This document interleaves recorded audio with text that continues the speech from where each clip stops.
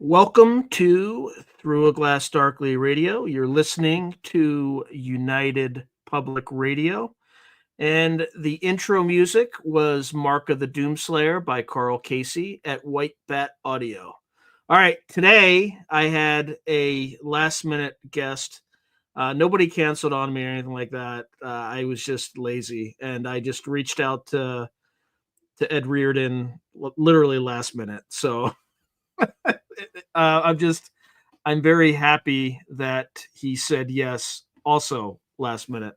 So before let me just introduce him briefly.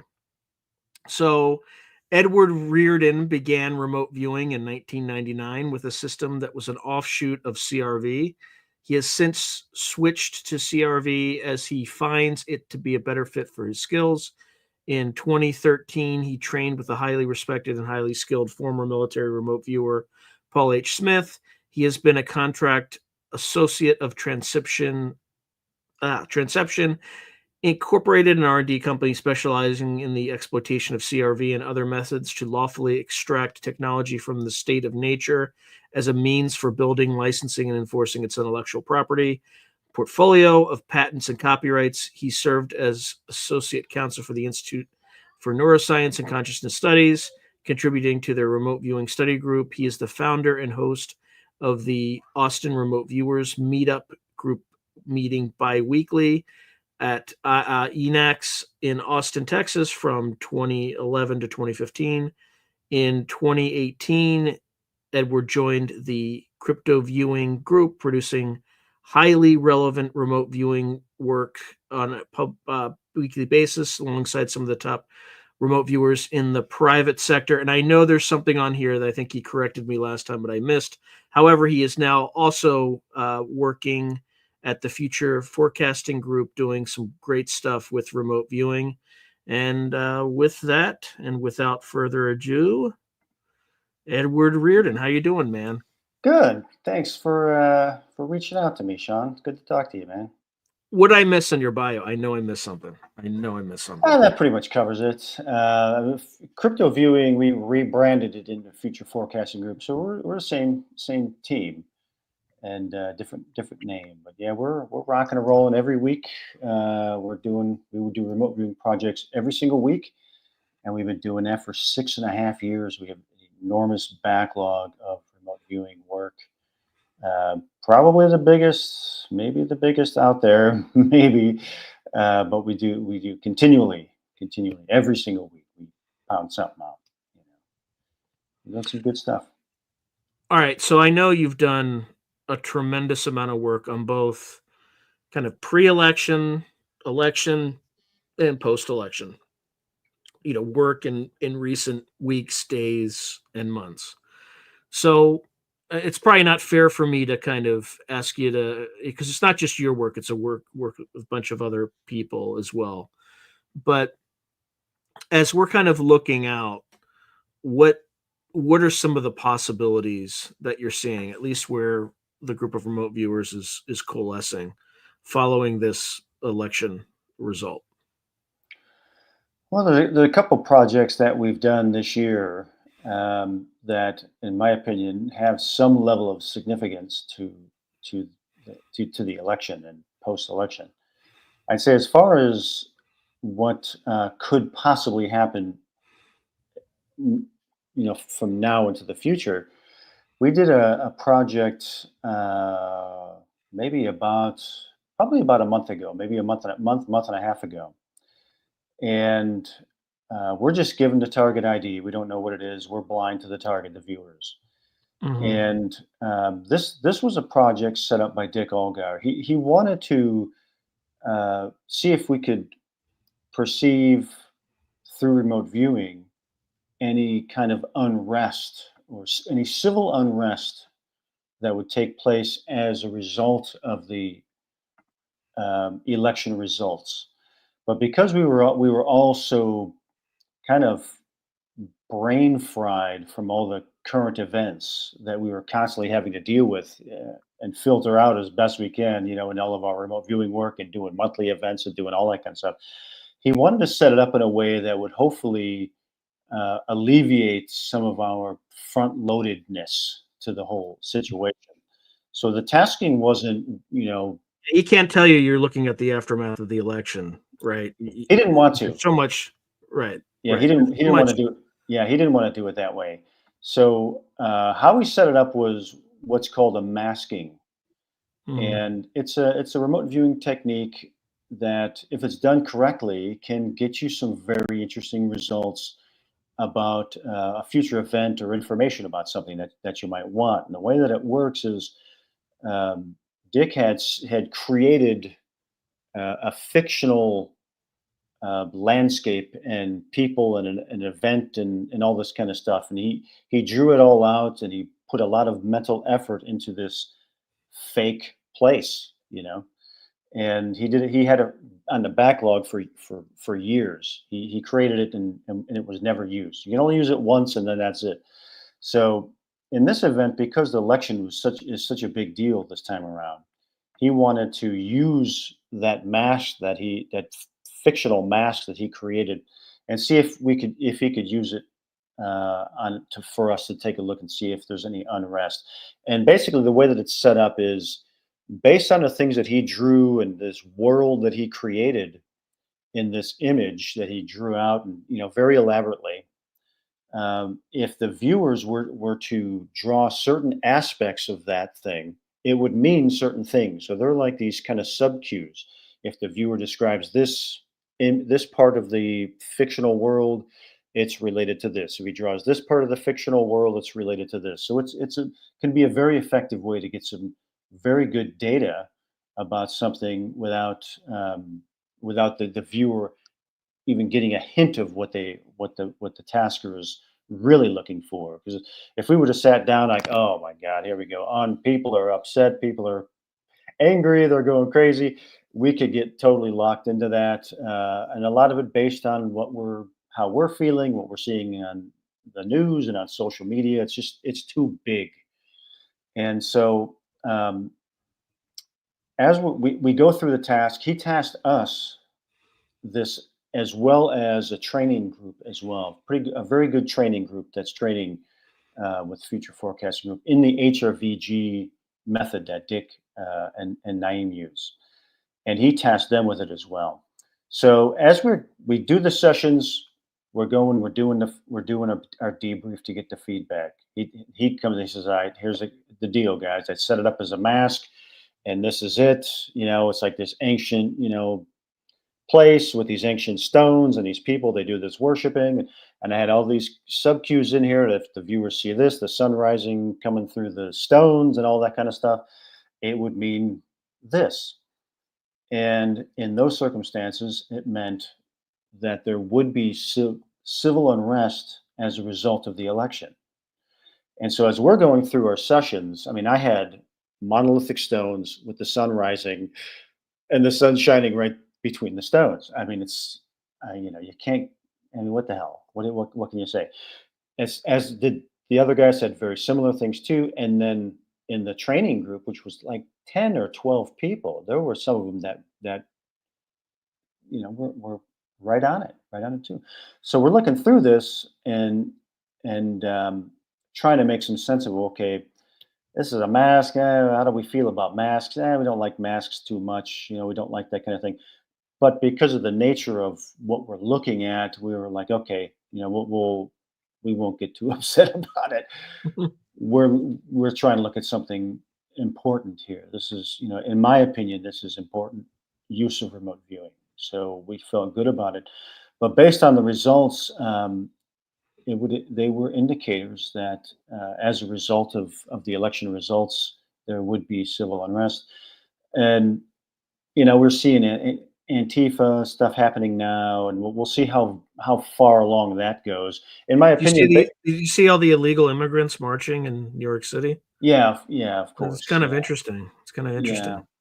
I think that we probably got up until January 21st, or they have up until about January 21st to revolt.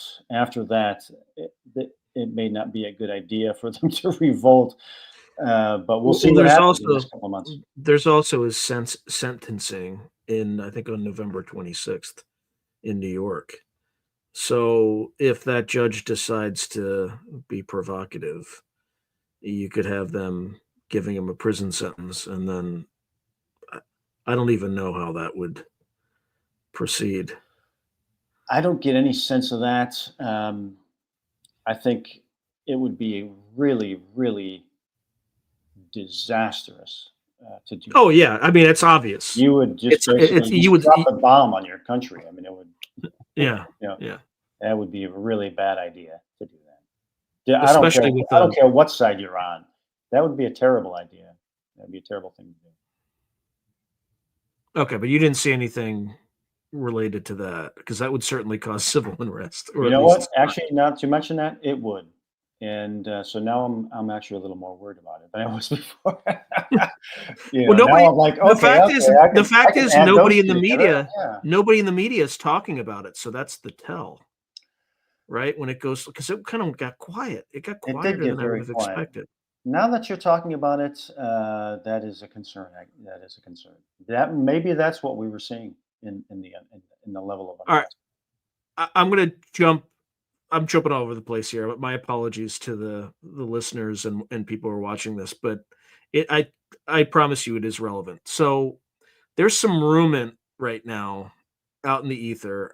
I can't vouch for it. I have no idea, but there's word that somebody's going to be releasing WikiLeaks had a picture of like Mount Vesuvius on it today, and it has something about some cryptic thing about tomorrow. So there are rumors that the Epstein list or the Diddy list or one of those lists is going to be released. So have you done any remote viewing on that? We did. We were tasked, Sean Combs, as a target recently, about a month ago or so, as well. And we had some. I'm trying to remember my session now. I wasn't thinking about it till you Oh, just brought that's it up. weird. Tomorrow is 11/11. Oh, well, and what's supposed to happen tomorrow? They're saying they might drop this This list, this list. WikiLeaks. Yeah. Yeah, that would be a Well, big. That I'm would be a not saying WikiLeaks is saying this, but WikiLeaks is showing like Mount Vesuvius and like some big eruption in terms of a data release. So I'm just putting two and two together. It doesn't mean I'm right. I have no idea. Well, what I'm thinking about as far as the Sean Combs thing and our remote viewing of it, because we all had interesting sessions. Dick Algar had a really profound session on it. He connected with it very well, and some of the things that he had to go through were underground tunnels with people being bad things happening to people in tunnels under the house and all that kind of stuff. So maybe in those WikiLeaks they'll have information regarding that to the gruesomeness that this wasn't just party drugs. This was like really bad stuff, really really bad stuff, and there's a lot of people involved, and they'll probably a lot of them. We may see a mass exodus of celebrities flying out of the country tomorrow. There are rumors that people are already leaving. Actually, again, I have not checked. I have not verified. I have heard. I have heard names, but I'm not going to repeat the names because I have no way of verifying. Right. I think somebody made a statement earlier this month, or near the election, saying that the Obamas had left, and they hadn't left. But and I'm not saying the Obamas are on this. I'm just saying that there's a lot of just kind of garbage out there.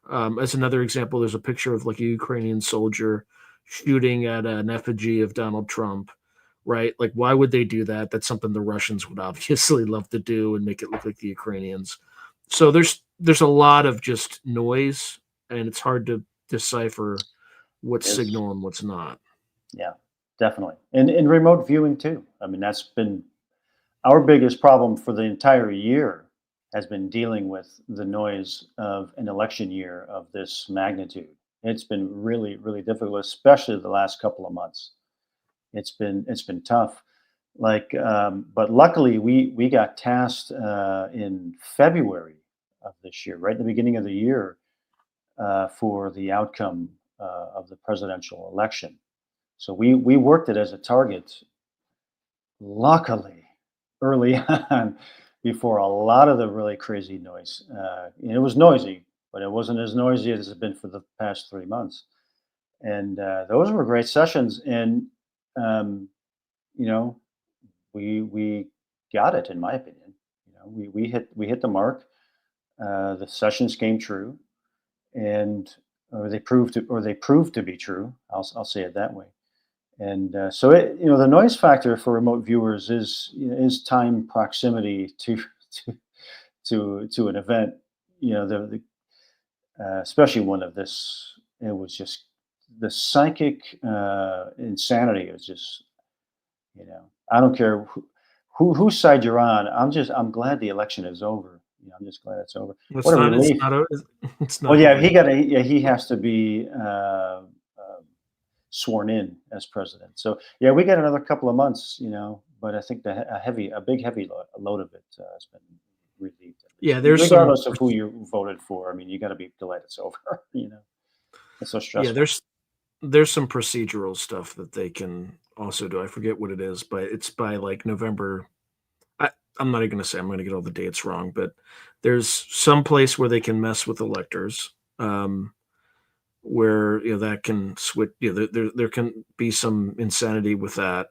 Then there's also the path where the Jamie Raskin path, which is they try to invoke Section 3 of the 14th Amendment. I think that would have about the same effect, if not worse effect, of like Judge Merchan kind of imprisoning Trump right after his having won an election. So, well, that is concerning, based on the masking target project that I was just talking about. That level of unrest. I tell you, I hope that doesn't happen. I hope it doesn't happen. For the world doesn't need to see the United States implode like that. I mean, it would be terrible. Did you see any specifics on the unrest, like particular cities or particular groups? Oh man, I think he might have had Antifa in there as one of the antagonists. I can't fully remember because of we weren't looking at unrest in our remote viewing sessions. I mean, I can tell you what was in the remote viewing session, but if it was tasked, look at what will happen after the election, we would have had all kinds of those kinds of details would have been in there. But I think the objective in the tasking was, will there be unrest, kind of as the question. I don't remember any locations or anything like that. I can't. I'd have to re-examine the tasking. I don't have it on me. But it was unrest. You can I could tell you without, there'll be unrest in Chicago, New York, San Francisco, Los Angeles, and Seattle. Also Portland. Yeah. I think that's kind of the usual suspects. Yeah. They're kind of, it's baked and DC. in. I forgot DC. Probably during the election. So I'm just hoping, I hope someone requests the National Guard this time, and they're pre-deployed and have regular Army support. I think it should be fine. I hope so. I hope for the people involved, especially in Chicago. I have friends who are Chicago PD, and they have to deal with a lot of this stuff.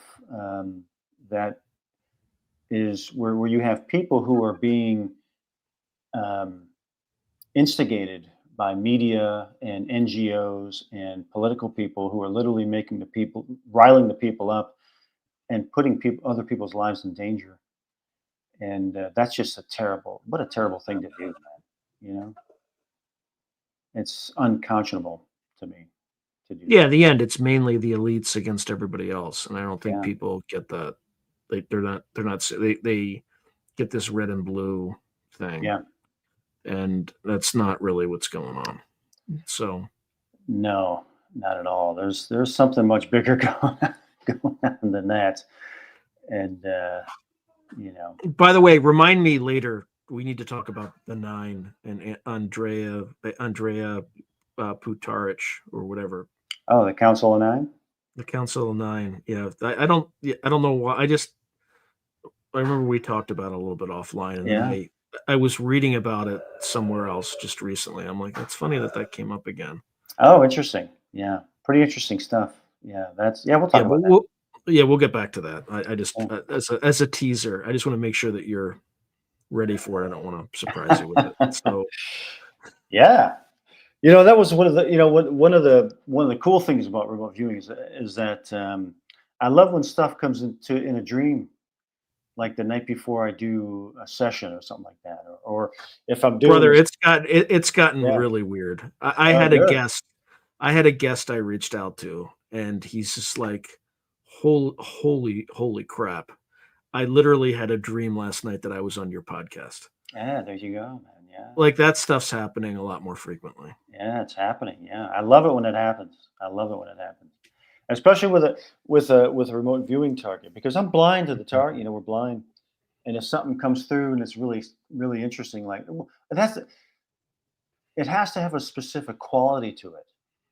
Just like Mhm. with the remote viewing, if I'm doing a remote viewing and what I'm experiencing has a certain quality to it that I've become used to after all of decades of doing it. And if the dream has that quality to it too, Yeah, there's a it goes quality. Yeah. it goes Yeah. into the session. I go it goes right into the session. I'll have a whole page dedicated to it. This was from a dream. It was what happened on this night. This is what happened. I'll draw it out, because I don't know if it's going to be relevant or not, and I don't want to miss it. And I'm encouraging myself to have those more. Hopefully I'll Yeah, have more. if you start documenting it, you have more. You have That's more because that's for sure. you get into this kind of pattern of what you want and that kind of thing, and you get the neurotransmitter boost when it happens and all that reward system comes in and it's a good habit to By the go. way, Woo Riders DG, he's got a point. So I think Trump's first pick, right? First female to be chief of staff, whatever, neither here nor there. Deep ties to big pharma. Not good. Well, Not good. she'll have to arm wrestle with RFK Jr., I guess. Yeah, hopefully. Let's see. Yeah, Yeah, yeah, I remember Pat Summerall, but that yeah, he was was a like, sports guy. so, yeah, Was he a yeah, sports announcer? yeah. Pat Summerall. Yeah, I Yeah, I think know that. she's his daughter. Yeah. Oh wow. Yeah. Oh, great. I mean, yeah, it's kind of hard. I mean, it is going to be kind of hard to get qualified people who have not worked for one of these random industries, but you just have to keep trying, I guess. Yeah. All right. So, anything else kind of related to this transition of power that we should be on the lookout for? I mean, unrest. I know that you couldn't really go into it because it was a masked remote viewing, so you're not going to get details. Right.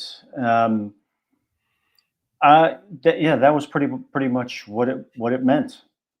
So we'll have to see what happens, and you know, uh, because the way I look at it, the way you look at it as well is that the election being over is just one part of it. Now we got 2 more months to see what's coming in the next 2 months before he takes the oath of office, and so we could see something triggered off by that. If something doesn't get triggered off by that, then we could be looking at what we're seeing now: the Antifa groups who are not happy about they're doing what they're paid to do, and we'll Mhm. see if that increases. My sense of it is that if all goes without incident and Trump gets sworn into office in January 21st or 20th or whatever, that it will probably be a bad idea to do those kinds of I don't think they're going to stand for too much of that under his leadership. So they may see it as their time is short to do as much damage as they possibly can before that happens. But that's just my opinion, and Mhm. you know we'll just see how it unfolds. Hopefully, it'll be peaceful. Whenever we do something remote viewing wise that has a dire look to it, we always Mhm. say, "I hope I'm wrong." I've said that many times. I hope I'm wrong, man. There's a big explosion over here. This guy's getting assassinated or whatever. These people are, dying, and I hope I'm wrong. I really do. We don't want to be right about those kinds of things. Like in this circumstance, we don't want civil unrest or civil war type of activity Right. taking place just so we can pat ourselves on the back and say, yeah, we predicted it. We want to be wrong about that kind of stuff. I live in this country too. I don't want to have to deal with that. I just don't want to. I don't want that for our country or the world, really.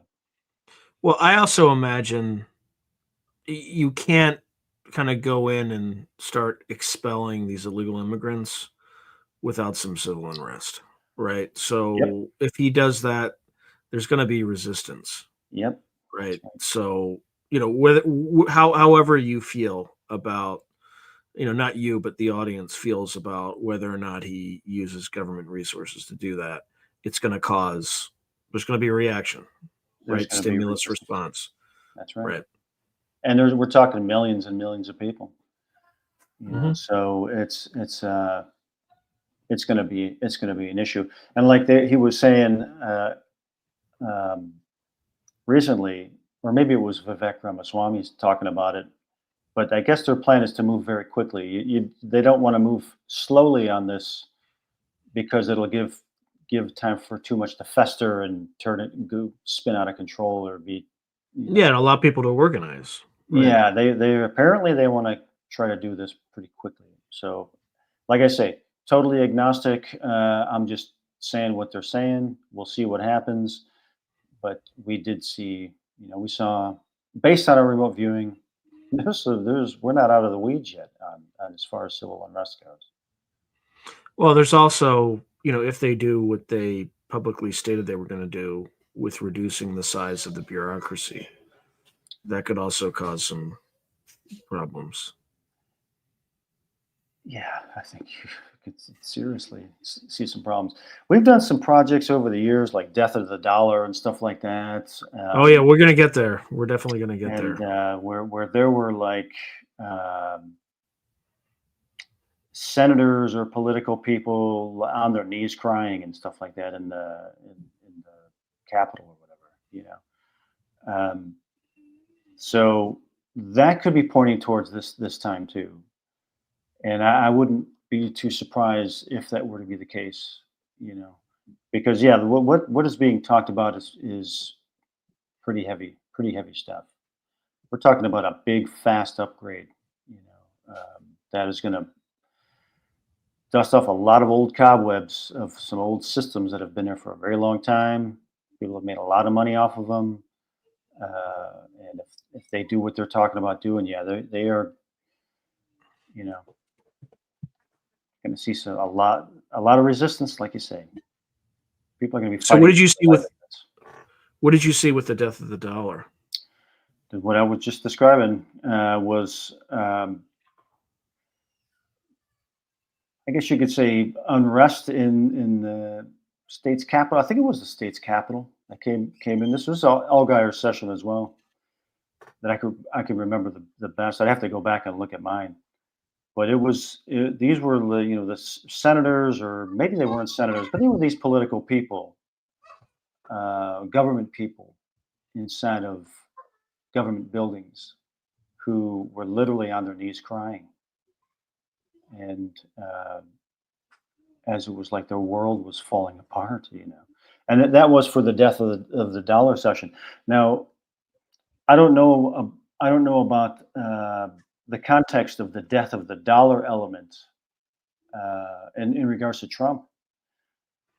I think he's going to work to keep the dollar, to try to strengthen the dollar. If it was the other way around, then maybe they would want or pursue a death of the dollar, maybe to bring in a CBDC or something like that.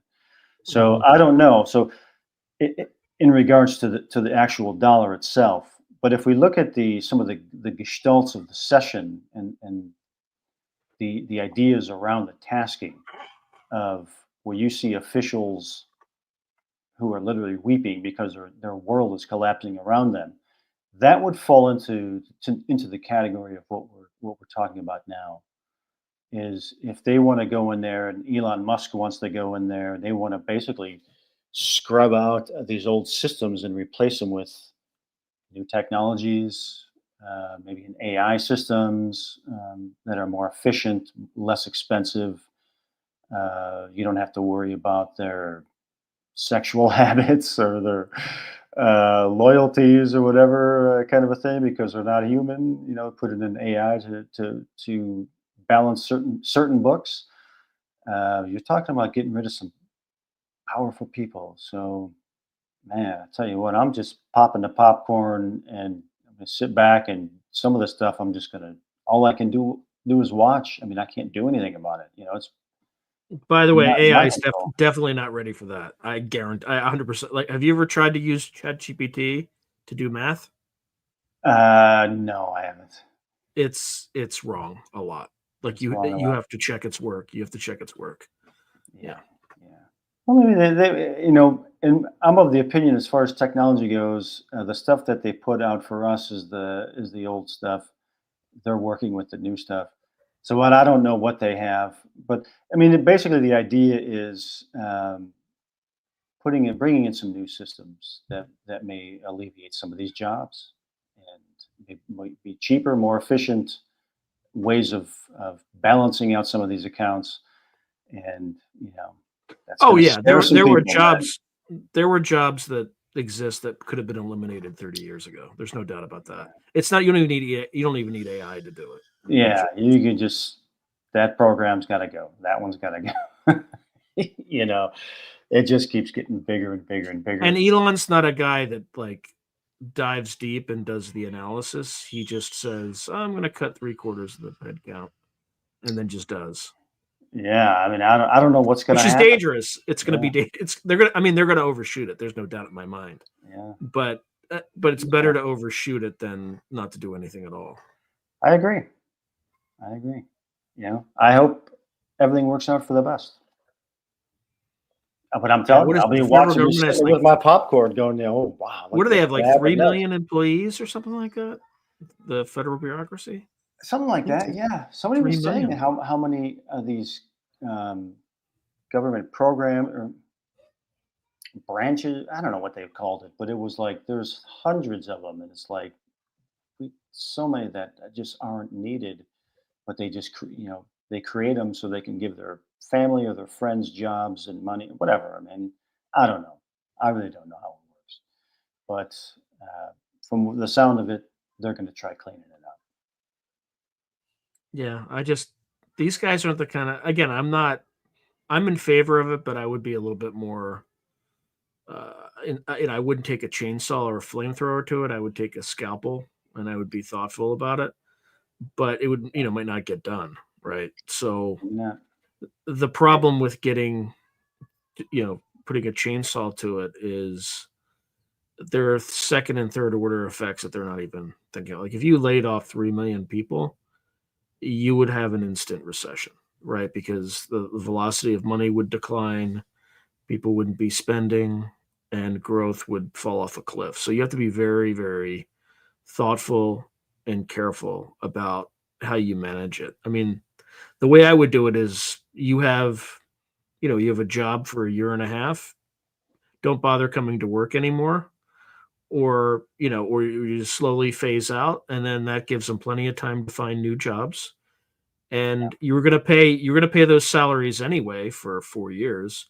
Now you're just paying them for a year and a half, and then if they're important, you recall them during that year and a half and put them in position. And if they're not, they'll have plenty of time if they're smart to find replacement jobs.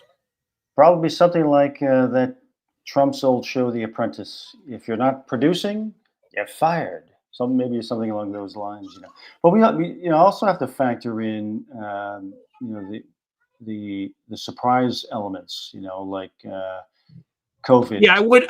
COVID coming out in 2020. I Well, mean, I wouldn't do this with like the DOE. I wouldn't mess with that, yeah. right? But meaning that Yeah. they could drop something uh, unexpected, like like a COVID virus, to pull all the resources away from that. Or Um, like an agricultural fungus or something, right? something, yeah, something like that, or a new war, or a terrorist attack, or something like that, something to pull the attention away, pull the resources away from doing that. I don't put anything outside of the realm of possibility when you're dealing with uh, you know, powerful people who may be suddenly fighting for their livelihood, or By their the way, did you power. see the 30? So Gray Owl just, or not Gray Owl, Scott Arian just. Have you ever seen 30 Days Later? Yes, That's that's right. that's basic. That's basically that scenario. Only it Yeah, was in the UK. Yeah. yeah, Well, who I knows know. what the I was rhesus thinking about monkeys that. have? But Yep, a lot of those movies and books and things like that are sometimes precognitive, unfortunately. predictive programming. Yeah, yeah. That was what was that? The one with Bruce Willis, where he had to go back in time because of the virus. Oh, 12 monkeys. 12 Monkeys. You're 12 thinking of 12 monkeys. Monkeys. Yeah. Yeah, but 30 Days Later was the aggression virus. It was the rhesus monkeys, like Greenpeace or like a Greenpeace like organization freed them, PETA or something, like that.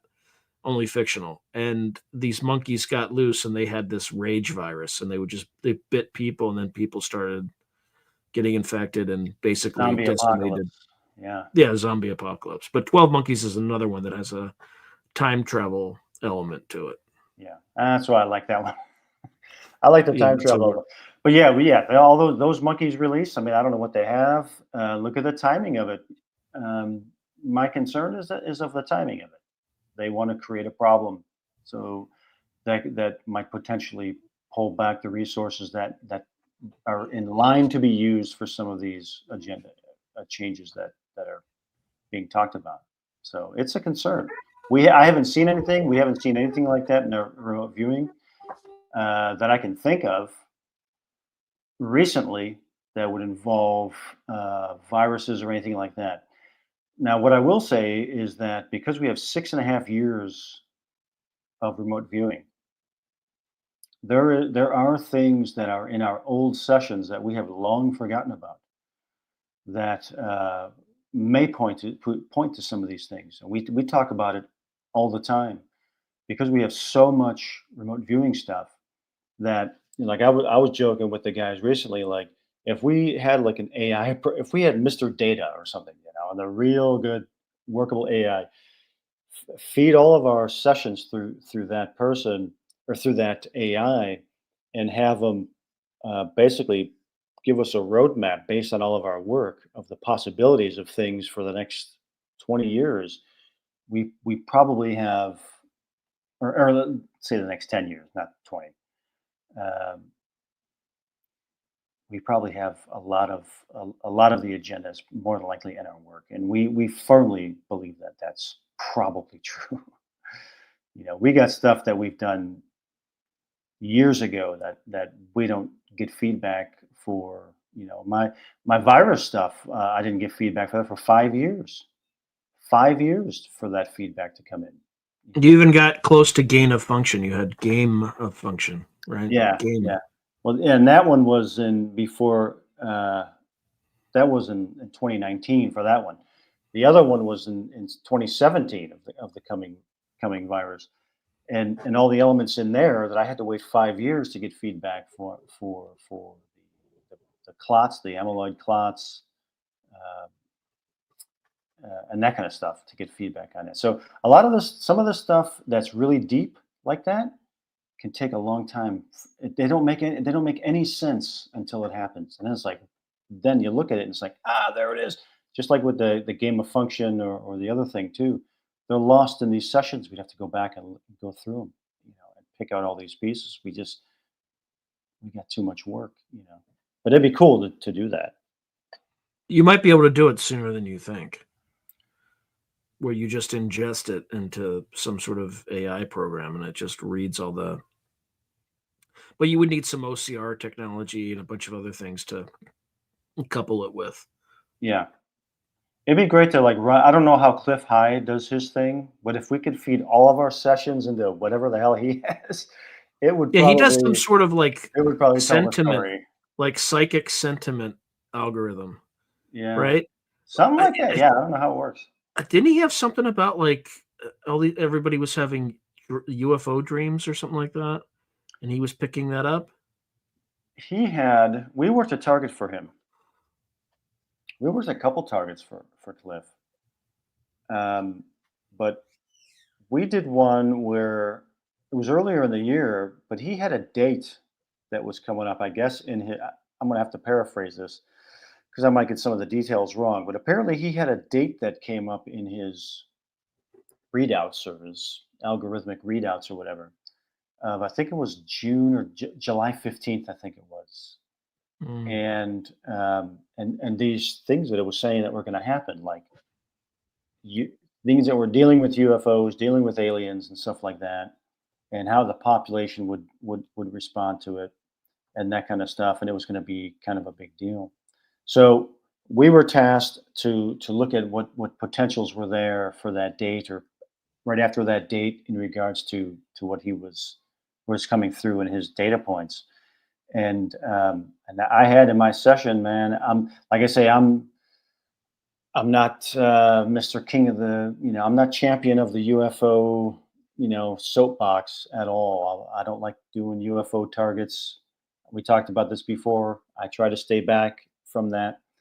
But that's what came up in my session. Was UFOs. People were seeing things they weren't supposed to see. Meaning that there were like uh, ships that were supposed to be cloaked, that were cloaked, that suddenly uncloaked at the wrong time and were accidentally seen by people. And that was a big story that came out. That was as far as my session goes. I haven't really seen too much about that to prove that to be true, but I don't know. But it did correlate to what some of the things that he was getting in his data points for that specific date, that spike or whatever he calls it, of human emotion or however it works, and then Yeah, the I mean, words associated with it. I had a dream like that, and I just documented it on my community tab. Where I mean, look, I don't know what it meant, but there were just a bunch of like, craft just flying over, kind of dancing in the sky, and then gone. But maybe 3-4 months ago, and I didn't think anything of it. I'm just like, oh, it was weird. I just wrote it down and moved on because I'll post publicly if I have a dream that has that quality you talked Hmm. about. You Yep. can kind of tell sometimes. And but I had no idea what to make of it, so I just put it up and forgot about it. And then I heard somebody on Twitter, on X, talking about people having these dreams. I'm like, oh, that's kind of weird. And then others from my audience are telling me that Cliff High was detecting a signal of people having all these sorts of dreams. So it's just Interesting. kind of Yeah, because weird. in that session that I did for that, one of the things that I drew out was somebody was looking out the window of their home and looking up in the sky from their home, like from their bedroom window or something like that. So it's kind of close to what you're saying. But what concerns me, I'll tell you what concerns me about that is that if one way or another, if the idea of that can be put into the human collective psyche, either through um, neuro linguistic programming, through media, indirect hypnotic style media imagery, or any other kind of technology that might be able to influence people's dreams in some way. If that is taking place in that regard, then my one of my things that I'm always looking for as a concern is the fake alien invasion. Like Warner von Braun, I think it was him who said the final card is going to be the fake alien invasion. So I am kind of always looking for that. So when I try to put that in context with what's happening now, um, they may be so afraid of what Trump is saying that they're going to do. They may want to try to pull in an alien invasion or something like that. Something really big. We're kind of burnt out on the virus thing. Mhm. And so what's next other than a big boom going off in a major city or something like that. But to get everybody's attention, maybe they'd want to drop the fake alien invasion card and start it by having people see it in dreams and do this and do this, da, da, da. Can they do that though? Can they seed it that way? Do they have technology to put dreams in your mind? I don't know. Maybe in a very controlled environment, maybe they figured out some I ways mean, to. Elizondo claims they did it to a detainee at Guantanamo Bay, but not using technology, just 5 remote viewers just did an Mm, experiment. yeah, maybe. You know, that's kind of how the masking works for the remote viewing targets. Mhm. And it can be done. It doesn't mean it's always going to be successful. I've had other masking um people try to put masks on targets for me, and got through them. It That's the was, music, right? That's the yeah, music that you talked about? yeah, yeah. And another one, someone had had a group of a meditation circle, that they had, and and in their part of their meditation was to for them to create. They were kind of collectively creating this kind of mind space for their group to exist in their meditations. And so in for each of them, they would do their meditation. They would imagine this place, and then they would create their space to however they want it for their meditation space, and it would be kind of part of this collective. And so I was somebody tasked that to me as a target, totally blind. I had no idea what the target was, but they wanted to see if I would be able to remote view that space that if their meditation space in their minds. And so I'm going through the session, and this is a mentally created space. I'll describe the space, and I describe their meditation, you know, spaces in a couple of their minds, but it was a mentally created space. So a viewer can go through those things, can see through them. They can break through some of those things. They're not always successful, but they're not always a failure either. Like in the circumstance with the one with Dick Olgar setting up for us, Dick, he had to have a conversation. Are you guys okay that I did this? I don't want to piss you guys off. And I said, dude, given the nature of what we wanted to look at, it's important. I'm okay with it. I said, if you would have just wanted to do that just to say, haha, I could fool the guys, then I'd say, Yeah, yeah, that's not good. I'd be really pissed off. I'd be really pissed. But he wouldn't do that.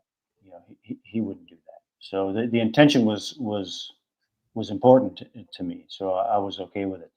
But basically, the point is that those kinds of things can be successful, but they're not always successful. They can be broken through. Like that one for me, I literally broke through it. Became influenced by it, and then said, "Get the hell! You're fired!" And got back to the actual viewing. Which was a Wait, so very important. So you were able to view that particular psychic space that they set up, but it started to influence you in some way? No, I was going through it and started to get into the session, and and it was just like I just had to write it down. Okay, whatever this target is, it's not real. It's a mentally created space. This is a mindscape. This is someone's thoughts. And so, well, what do you do then? I mean, I didn't want to stop. It's like, oh, this is interesting. So I go in and I, drew out, went and described some of the other things, which she verified as some of the spaces that some of the people had created and drew out and of their meditation space. So I was like, yeah, that's cool. But yeah, it was a mentally created space, and I could tell, in that circumstance. Doesn't mean it's going to happen every time. But Well, I mean, how was it just a knowing that it was a artificial or mentally created space, or was yeah, it yeah, just not real enough? Like it yeah. wasn't well constructed? No, it's just this is a mindscape. This whatever this target is, it exists. It's in exists in someone's mind. It's like someone's something that somebody created in their own mind. You know, and it has a certain kind of quality to it. That's not real. Maybe it's recognizable because we all have kind of mentally created spaces that we create in our own minds, and it felt that way. Okay, I've done a lot of meditations. I've done meditations of elaborate things, meditations before. Maybe I was able to recognize it because I had done it before. It's like, oh, okay, I recognize this. This is a mentally created space. This isn't a real thing. And which was cool. But the fact that it did it is only relevant, in my opinion, just as an example that a viewer can can tell sometimes, not all the time. But if it can happen once, that means that a viewer can get through it. You know, if a viewer can get through a mask one time, it says that a viewer can get through it anytime. You know, or if it's not a real target. I remember one time, dude. We had um, the target was Napoleon, and there was this cons- conspiracy theory that Napoleon had a microchip in his embedded in his skull or something like that, or embedded in his head. What? Yeah, yeah. And so we got tasked that as a target, you know, and what Napoleon's freaking microchip in Napoleon's brain or whatever, or the skull or whatever the hell it was. And I'm going through this, dude, literally going through the session. I'm like, whatever this target is fake. This is bull. It's crap, man. This is bull crap, man. This is phony. This is fake. You know, and I'm glad that happened because, like I say, it doesn't always happen. But if it can happen once, then it just tells me you can see through some BS. Because when you're remote viewing, you want to get onto something interesting. You want to get something that you kind of get swept away with, that's going to keep your interest, keep you digging, and be interesting and an interesting experience for the viewer. And so you kind of want that experience. You don't want to Mhm. always go, the target's fake, it's crap. It's this is a phony target, because I don't know where do you go after that. It's like I don't know where to go after that. You kind of want to do something interesting, so you want to get as much out of it as you can, and but you can see through some fake stuff with remote viewing. You can not always, but you can. Has anyone ever done something in bad faith, like just gave you a blank target, just like a blank sheet of paper, basically, is all it is? Luckily, that's never happened to me. uh, I have heard of people doing that to people. We call it viewer abuse. Hmm. It's not a good thing to do. Not that it's gonna like um, how it's gonna hurt the viewer is in their ability to trust the taskers, um, because that is a real breach of trust. And in remote viewing, if you're going to work with a team, you have to be able to trust those people without they got to be trustworthy. And if they're not, man, you could be you're setting yourself up for some bad experiences. And that's what I like about working with this group. We've been working together for over 6.5 years. So we the main key is make sure the viewers are happy, take care of the viewers, don't mess with the viewers, keep them happy. And so luckily we haven't had to deal with anything like that, but I know that it has happened to people, and it's a terrible thing to do. Because Even it's as a like test, people tried to use that as like a test. I think it's a terrible way to test. I agree. I'm It's just yeah. a stupid thing to do. Really stupid thing to do. You could just damage the viewer's confidence. That may be too damaged for them to even want to try to continue. Mhm. Um, Again, they'll have trust issues. They won't be trusting themselves and what they can do. It's a very delicate thing, trying to remote view. It's not like you just close your eyes and all the mysteries of the universe come through and everything's correct and everything's happy and fluffy clouds and rainbows. No, it's a lot of work, man. It's a lot of work. It's a lot of trial and error, and it can be exhausting. And you know, so that would be really really uncool, very uncool thing to do. Hey, man, we're trying to do the impossible. Like we talk, we're trying to do the impossible, man. You know what I mean? We're not Mhm. trying to go out there and just stroke ourselves or pat ourselves on the back and try to portray ourselves as something that we're not. We're trying to do the freaking impossible, uh, so that to try to be of some kind of contribution in some way to either in help navigating our way through this crazy world we live in, but also to kind of explore and give examples of human potential.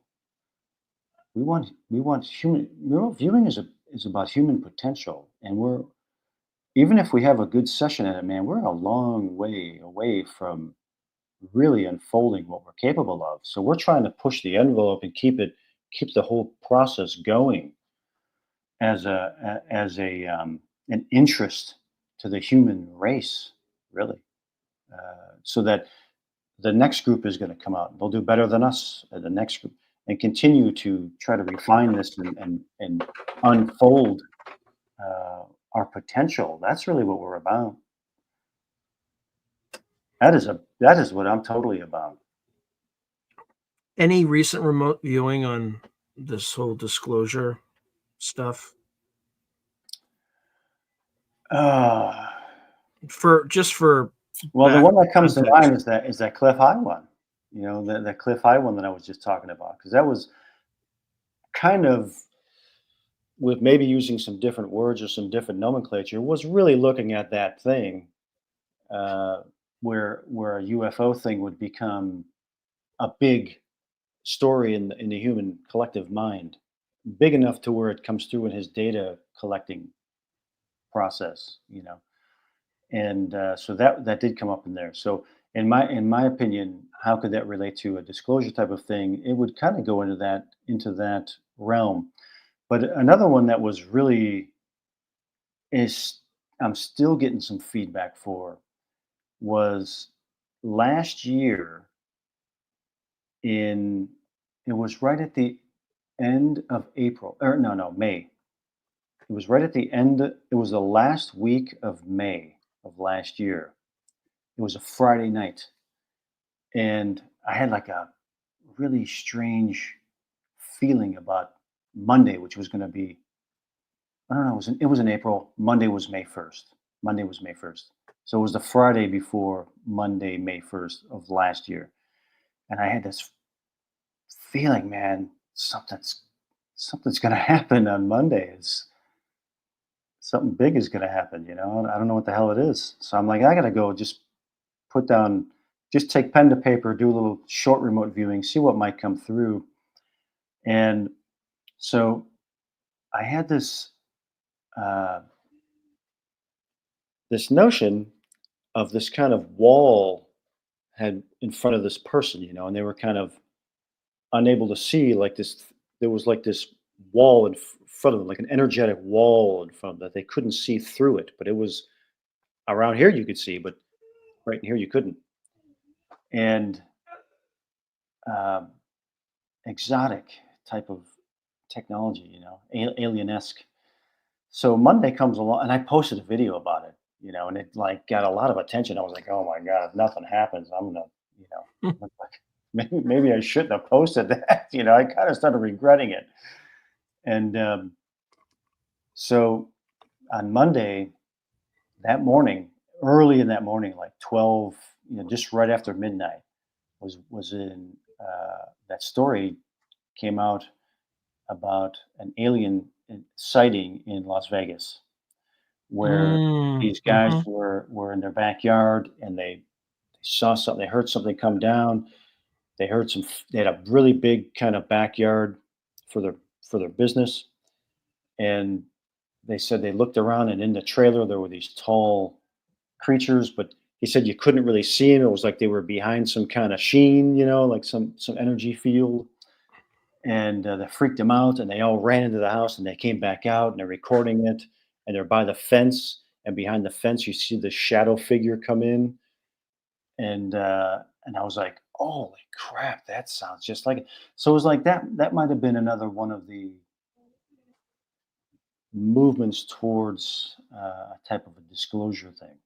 So Yeah, I look at it, I, I w- look at I it was in I was increments. initially skeptical about that video, and then I had a forensic video analyst who did forensic video analysis for legal cases, and they have all sorts of like vector software where they can measure like where this thing's moving, what's behind the fence, and he basically certified that whatever that was, there was a real figure there. Yeah, So for what it's worth. yeah. So yeah. Again, and that's kind of the spice of life stuff. That's like, okay, what does it mean? Maybe, and it could be like in my mind, I see this as kind of incremental. That would be like one thing, and then maybe the Cliff High July thing, something else, and kind of a trickle effect, as opposed to here comes an armada flying over the White House. I mean, that would be it. But it could be incremental stuff. But that And kind of stuff happened in the 50s, right? There was I the saw the Washington videos. D.C. Yeah, I There saw was that video. the like I think Farmingham, New Mexico. There was a whole armada with a red leader and all like really weird stuff like Yeah, that has happened, and it's just been memory hold. yeah, Allegedly, right? If you just look yeah, at the old newspapers, that's what this stuff says. So yeah, yeah. So, like I say, I'm skeptical until it's proven true, mhm. and it's got to be one of the most fascinating topics to discuss because of the magnitude of it. But I'm skeptical of a lot of the crap that's out there. you know. But if it were to come through incrementally along those lines, kind of slowly introducing some things, and if they were real and not some fake alien invasion thing to mind control or bring in some authoritarian government while everybody's scared and distracted or something like that, you know maybe one of their plans, man. That's what that guy said. So who knows? Yeah, I don't care if there was an alien invasion coming. You ain't gonna do any of that authoritarian crap with me, man. I'm just gonna be Right. like, that's nice. I'll protect myself. Thanks. There's always going to be resistance, man. I mean, it's like I listen to some of these people like Klaus Schwab types or the Noah Harari types, and they want to turn everybody into robots and say, free will is gone. Edward? You do not want to eat the bugs? Yeah, The bugs yeah, are very tasty. They're very and good. they want to turn people and they think they're going to turn everybody into robots and make them subservient to them. It's like the human spirit, the spirit of survival and ingenuity in the human creature. Good luck, pal. Good luck. I don't think it's gonna happen, dude. You're gonna come up against a resistance the likes of which you are in your worst nightmares. We humans have taken over this planet. It took a long time, but took over the whole planet, dude. you know. So Yeah, especially if so it's from a class that doesn't fight. Like nobody in all that they class has been to all they war do is to all they fight. do is manipulate people. Yeah, and talk. That's all they do. I don't think you realize that, you could just be, eating your nice tasty steak while, everybody else is eating bugs, and, there'll be people in your house, and you might just, you might not be there the next day. You might be People just are going to gone. revolt. People are going to revolt. Night and fog. Bye-bye. Yeah, yeah, So, yeah. So I think they're coming up against a lot of resistance to that, and that's good. I think you know, the funny thing, Sean, is that they make themselves out to be the smart people, you know, and they think everybody's dumb, and so they'll put out their message thinking that people are so dumb. We're just going to say, oh yeah, remember, Edward, I've been among these people. yeah, I'm just not of these people. yeah. That's You'll the own difference. nothing and be happy, and thinking that everyone's going to just go, oh, you're right. Okay. It's Oh, like, dude, I get to stay in one city for the rest of my life where yeah, and eat everything's bugs. 15 minutes away, and I can get bugs, and I Yeah. can just work and, be happy. But there are some people who would take that bid. There are a lot of Yes, people there who would. are. There are. Actually, I But think not everybody. it's probably at least 40%. I bet there are people. There are I mean, they people who showed would do up. that. they showed up during the pandemic. Those are the people who are like, "Why you're out in the park? Why aren't you wearing your mask?" Well, Yeah, douchebag, because I'm just walking for the park and there's nobody around. yeah, 6 feet, get away from me. yeah, yeah. There'll Yeah, always be that resistance, man. that happened to me, by the way, and that man got very close to something. I'm It's just dead like serious. Yeah. the Terminator movie, the original Terminator movie. The Terminators or the Matrix, the same thing. They can bring it in. You're always going to have survival.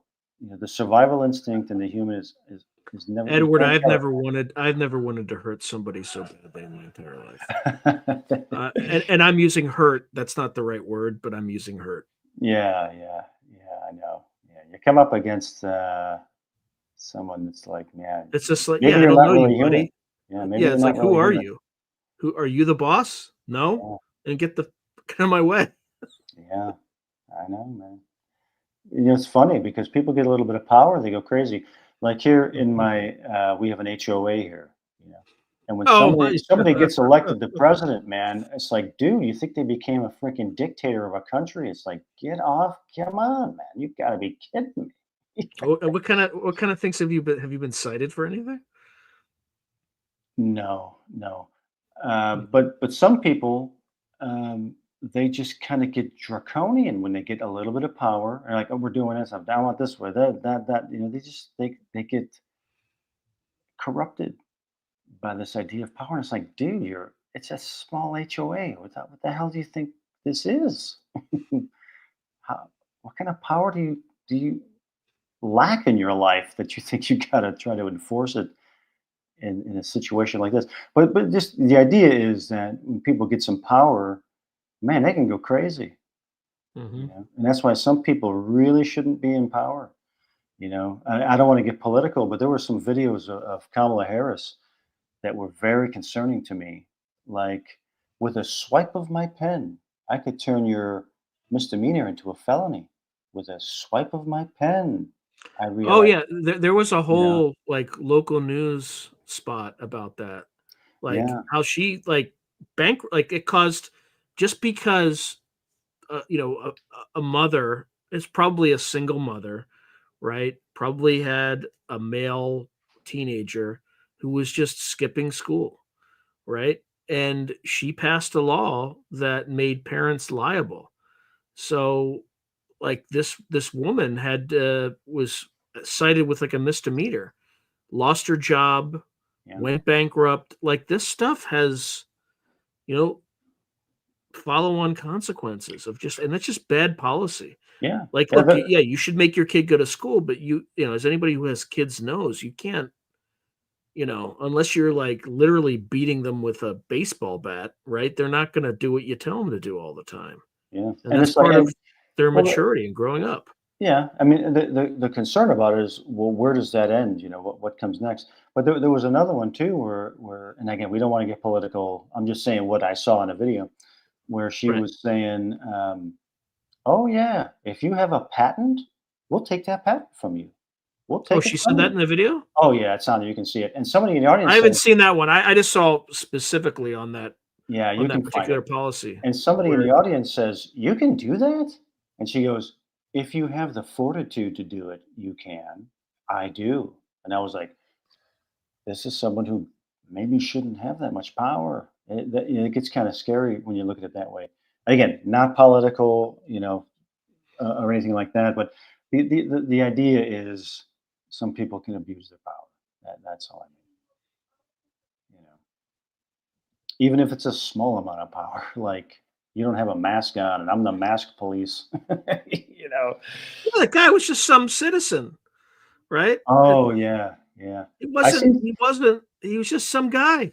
I seen some of those videos, like a woman goes into Trader Joe's, and the customers, they I start like, wasn't even going into a building, Edward. I was out in a fucking park. In a wow, park, unbelievable, man. staying the hell away from people. Yeah, I, crazy. anyway, I don't want to. I gotta, because Yeah, I that was the closest that I've ever come yeah, in yeah. my entire life. Well, that's the scary part of when people get that mass psychosis. What is it called? something like formation or some mass mass formation formation. psychosis. Yeah. Yeah. I think it's called mass formation or something. Yeah, Yeah. it's scary. It's like the closest thing to the zombie virus, like from that 30 days with the monkeys. 28 That's like days. Yeah, it's actually 28 days later. I screwed up. 28 days later. Yeah, it's kind of like the light version of that. You know, less violence. Remember, they didn't want people to be treated if they didn't get the jab. Remember that? I haven't forgotten that. I haven't forgotten Hey that at man, all. this the stuff that came through in my sessions for both the virus and for the QAnon thing. As soon as that thing took place, and then it was like, you got to get one of these, and I went back, looked at, at those sessions. Never an option. Never an option. Like, why? All right, we're obviously not going to talk about more Yeah, about this because because then people start putting stuff in the comments. Yeah, And we then, don't want to. and then I get a video. I literally got a video that was removed for that. We don't want to get we don't want to polarize. We don't want to get polarizing. I don't care about polarizing people. I just don't. I don't want to get the censors to ban the video. That's all. Okay, so the Council of Nine. Any remote viewing sessions on that? We did. Well, first of all, what is it? What is it? So people know what the heck I'm talking about. The Council of Nine is, and I'm not an expert on it. I only know what came through in my session and how it related to my session, and then it was. Other than that, it was not something that I really investigated further. But under there's just as an aside, and I'm going to be very non-specific because I don't know all the details, but I think Peter Levenda's done some research on this. So about like something like 10 years before JFK was assassinated, everyone associated with that assassination had been channeling or engaging in seances or whatever with the so-called Council of Nine. There were like 9 people that were associated with it. And then there's some link to Andrew Puharich or Andrea Puharich, but I can't recall, and I'm not. If I say anything more, I will get something materially wrong. Or actually, while you're telling me what's happened in the remote viewing session, I can't guarantee this will be right, but I can ask ChatGPT. Oh yeah, ChatGPT knows all. So, but what we were tasked to, that the Council of Nine thing wasn't what we were tasked to. It was the rapture is what we were tasked to, and in the tasking itself wasn't just the rapture as it's talked about in religious groups. It was also as it related to the raw material, were books channeling some entity named Ra from the late 70s or back in the 70s or something along those lines. And in those channelings, apparently the person who did the channelings was referencing this Council of Nine in there as well. So it was indirectly involved in the tasking, the Council of Nine. So okay, all right. Not to interrupt, but I got a response by ChatGPT that actually sounds somewhat legitimate. Okay, good. So let me read that really quick to give people some background, because I asked, "What is the Council of Nine according to Peter Levenda?" So it cited the book, which is Sinister Forces, which I have, and I've read portions of it. I haven't finished it yet, but here's what now. Of course, I've lost it. Okay, here it is. All right. Peter Levenda, in his book Sinister Forces, The Nine, a grimoire of American political witchcraft, explores the idea of the Council of Nine, a group of entities purportedly contacted through seances in the early 1950s. These seances were organized by Dr. Andrea Puharich, a researcher with interest in parapsychology and the occult. During these sessions, a medium named Dr. D.G. Vinod allegedly channeled communications from the Nine, who identified themselves as extraterrestrial beings guiding humanity's spiritual evolution. Levenda delves into the backgrounds of the participants, noting that many were prominent figures from elite American families, such as Arthur Young of Bell Helicopter fame and his wife, Ruth Forbes Payne Young.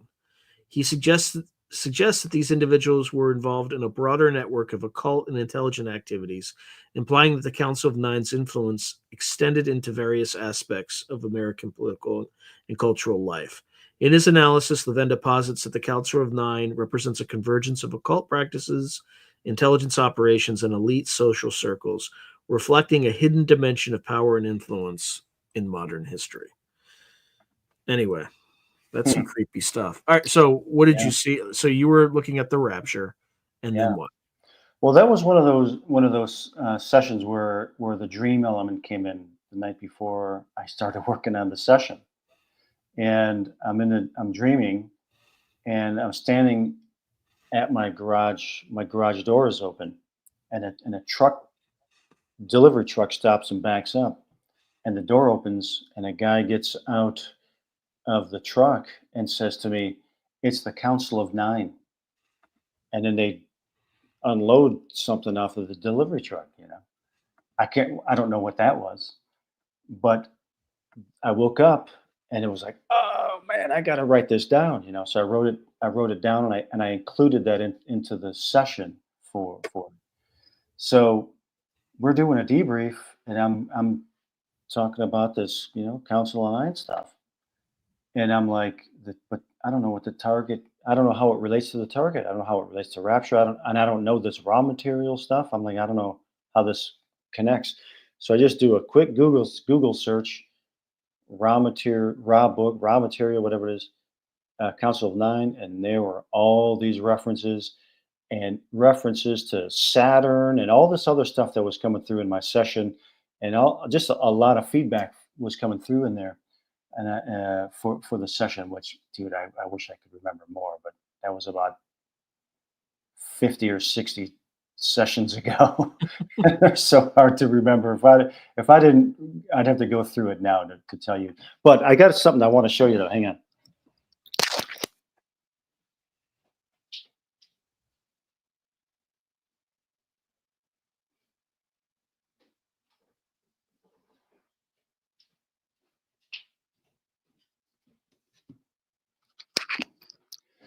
Okay, so we're talking about that Paharish, right? Mm-hmm. So I got this book. It's a first edition by written by Paharish, and I got it because of my interest in the Amanita muscaria mushroom. Mm-hmm. And so we were at a used bookstore, and I saw it, and I snatched it up, and I read it. The book came out in 1959, Mm-hmm. and the premise of the book is that him is going around to these elitist, New York hub dub parties, and they're going into hypnotic trances and channeling an Egyptian priest or something like that. Okay, so there's channeling involved, and he takes that information, um, and he conveys it with his military connections, where the military want to then start using the Amanita muscaria mushroom as a psychedelic to psychically spy on the Russians. So it's like the first book about remote viewing that came out in 1959. You know, Is that is 15, that 15 years before it's before the military program started. is that mushroom the same one that psilocybin comes from, or is that different? No, no, that it's a different compound. The psilocybin mushrooms are kind of tall, thin, skinny ones. They're a different type of mushroom. The Amanita muscaria mushroom is they're basically they're typically they're poisonous unless you heat them to change the molecular structure of that acidic part that's can do you damage, and then that kind of turns it into a different molecular structure that can give you some pretty wild benefits. Like that's it, muscimol. That's it. That's the psychoactive ingredient. Yeah, the wisdom of crowds, my friend. The wisdom of crowds. Oh yeah, oh yeah. It's been a long time since I looked into Amanita muscaria mushroom, but it has a very long history. The berserkers used it. They would gobble up a bunch of it and then go to war and do these kinds of crazy things. The shamans used it for their shamanic work and stuff like that. But anyway, the book, that's the focus of the book. They're using that mushroom to see if they can induce a psychic experience that the military can use as a psychic espionage, which I thought was like so great because it came out in 1959. The remote viewing program didn't start till the early 1970s. So this is pre remote viewing. So I thought that was pretty cool. But it's written by that guy and it has reference to the channeling stuff too. I don't think it has anything to do with the channel of 9 in here. I'd have to go through it again and see if I find any references to that. But What was this conclusion? Could they use it for that? Well, according in the book, of course, they had positive results, and then I think at the end of the book, he leaves the program and just goes and pursues his private life because he doesn't want to be involved in the military psychic spy unit or something like that. I think that's how the book ends. He separates himself from the program because it's too intense for him. But yeah, according to the book, of course, it's successful. So I think it's it's a storytelling book. I don't think it's real, but I'm sure they probably did use those things in those days to try to get any advantage that they could. And then they probably just turned it into the MK Ultra program. Or it was, well, the MK Ultra program started in 1953, so it was probably a offshoot or a component of it, would be my guess. Yeah, well, then again, the book was published in 1959, so that may have covered activities during the earlier 1950s, for all we know. Yeah. Interesting. But I thought that was cool because when we were doing the debrief for that target, and I'm looking up all this Council on 9 stuff, and that's how I found that it was connected to this guy. And I'm like, holy crap! I got one of his books, which was pretty shocking to me. How it's related in some way, especially the nature of the book. Well, wasn't it? I think we were talking after the last time that we spoke, and I said I had like a dream about him or something, and I just said something, and you're like, "I have his book." You kind of yeah. It's like something. Yeah.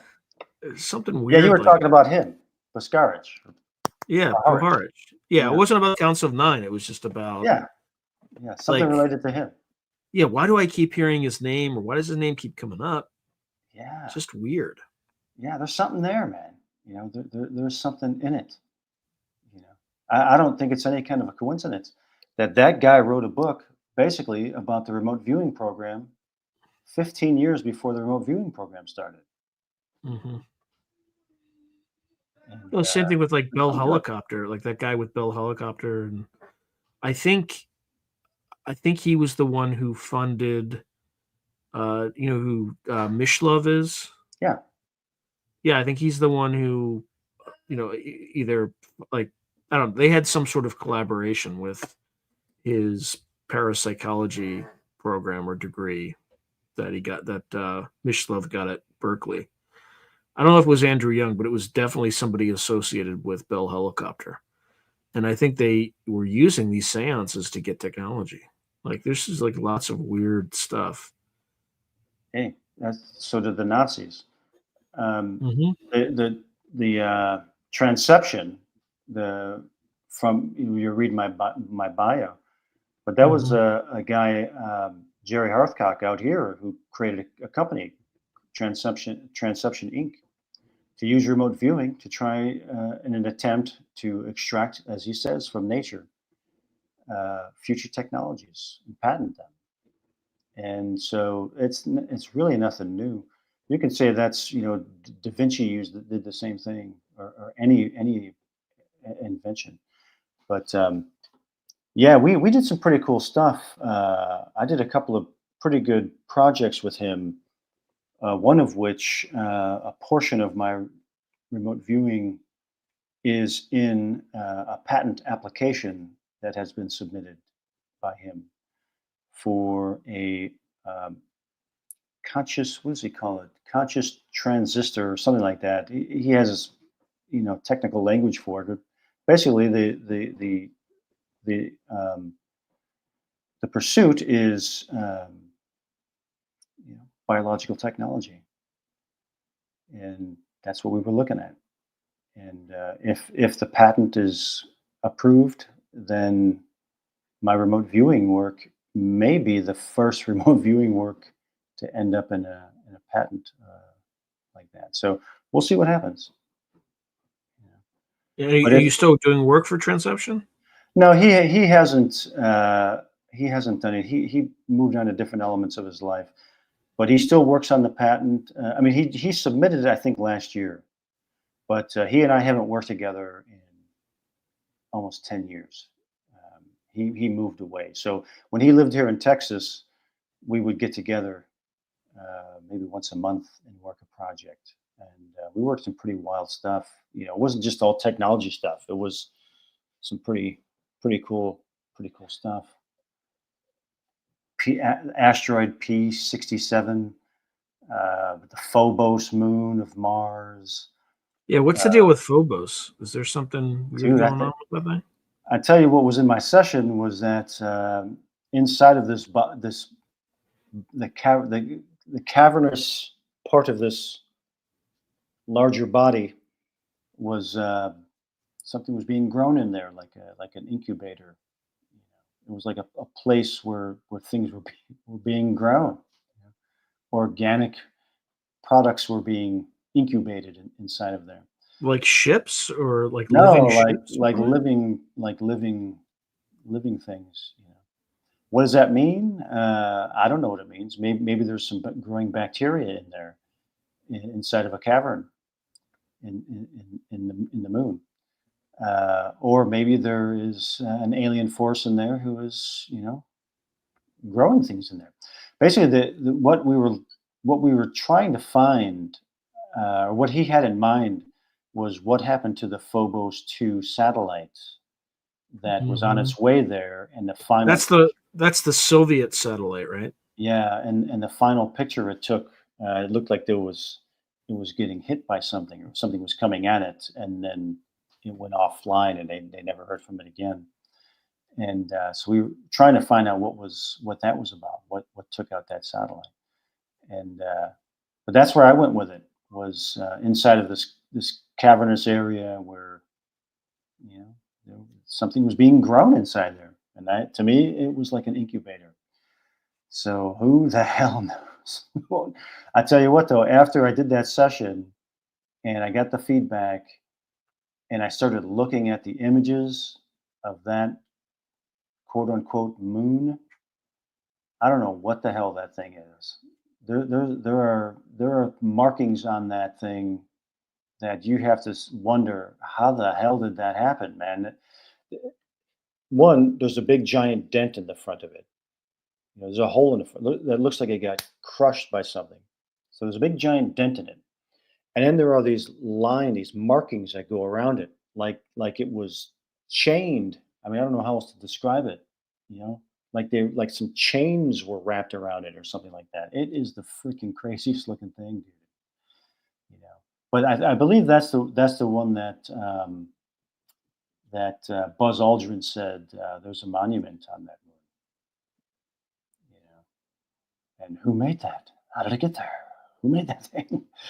So there's some weird stuff on that one, but yeah, it was a weird session. What did some of the other remote viewers see in that thing? It was just me and him. That was just me and him on that one. Mm-hmm. Yeah. So that was just him and I. Him and I worked. We worked together on 3 different technology projects. One of them was a microchip that was created by IBM that was 12 atoms long. That's how small the microchip was. A microchip that's 12 atoms in size. It's hard to even comprehend. But I did, and it was great. I loved it.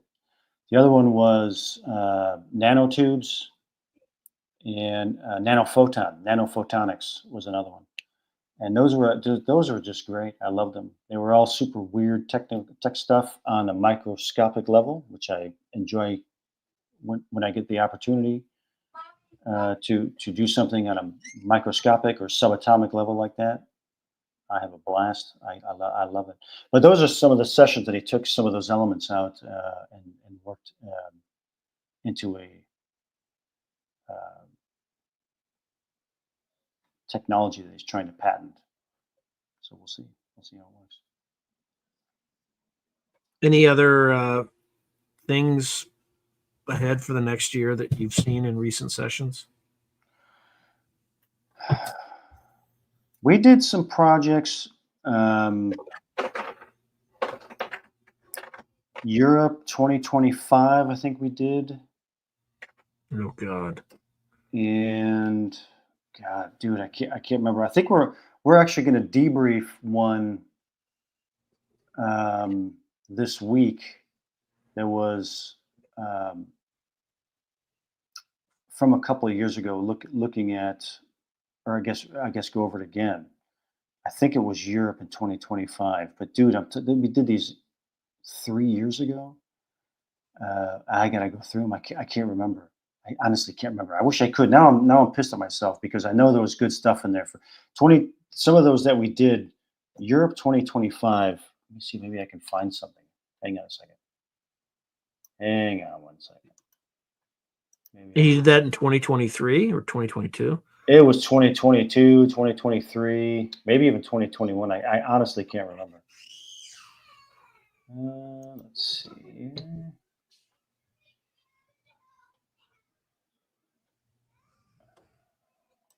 You can't see my screen, right? You just see my face? Just see unless you explicitly share it, I can't see it. Okay. I can't share. No. Yeah. State of Europe 2024, 2025. Here we go.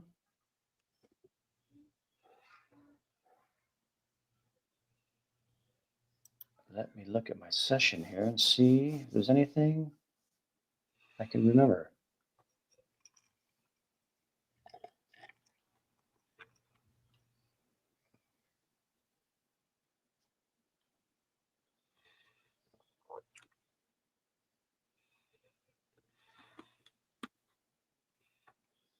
Makeup.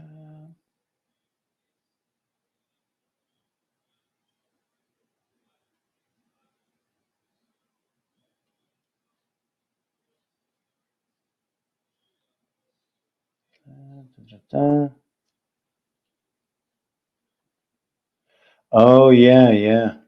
The stuff I was getting in there was like how people were living. That's what my session. That's where I went in this session. No-go zones, an area where like military had areas that were cordoned off, and it was about how people were living. And again, we're blind. I have no idea what it is.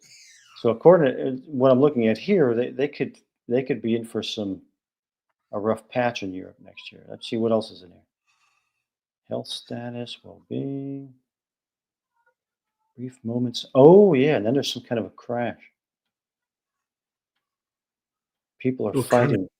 People are fighting. Like a crash. Something comes in and happens, an event, like something dropping or falling, and people fighting each other. There's chaos in the streets. A stampede, a chaotic scene of a stampede of people. Military comes in too. They're involved. It's a bad scene. Let's see. Oh yeah, disagreement between two side warring faction. So it's like, honestly, it's kind of like a civil war type of. Maybe use a different word, but well, they have a massive migrant problem. Yeah, we could see that. So we could see that increasing, especially with the potential of what could be the Trump effect, where some of these countries may start seeing that, okay, I guess I can voice my disapproval of this without fear of being labeled something. And I had those words in there too. Well, People they being actually, labeled. I think the EU hired Palantir to prevent the right wing of winning in all the elections recently, which is Yeah, kind of sketch. Just kind of sketch. But Andrew Karp said it openly, I think, on the Bill Maher show. Andrew Karp's the CEO. So yeah, that's what I got here. People are fighting about it. We could see that. The Trump effect, where like people there, they like you're saying they brought somebody in to manipulate their elections and make sure certain groups didn't get any kind of power.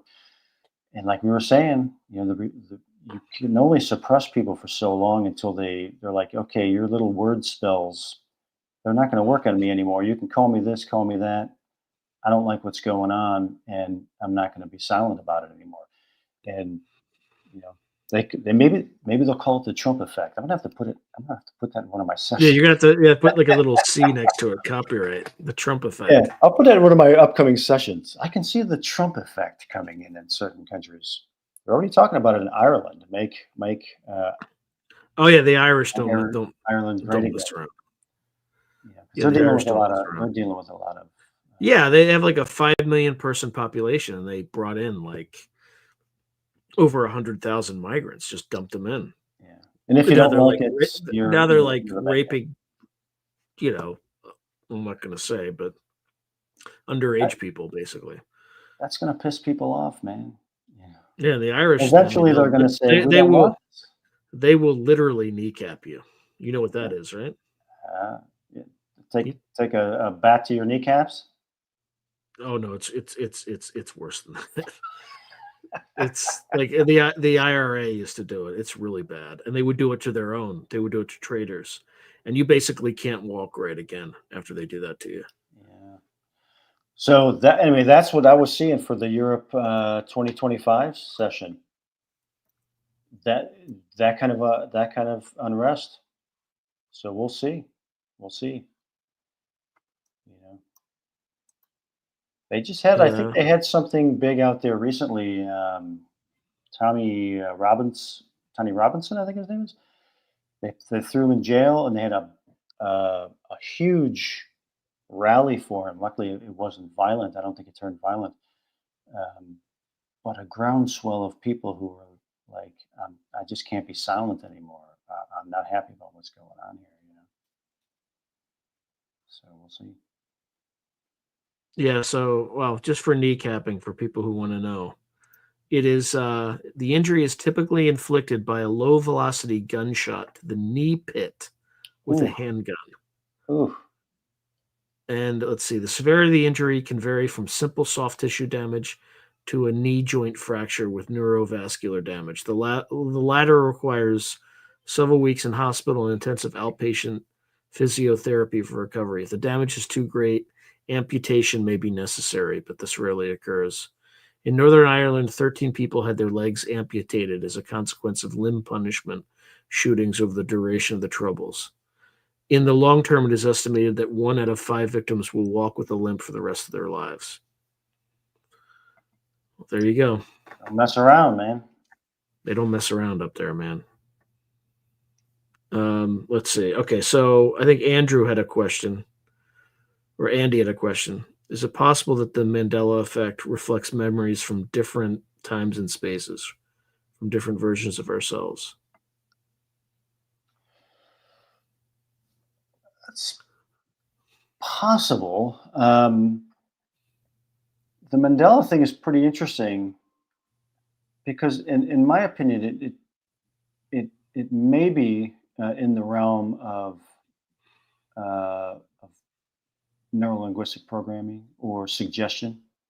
The power of suggestion, where the thing that scares me about it is that where you if you were to start a campaign where you start to have people questioning their own memories, um, it's kind of a scary thing. It may fall into the realm of a psyop, but that's one end of it. Let's look at it from the other end of it, where the Mandela effect is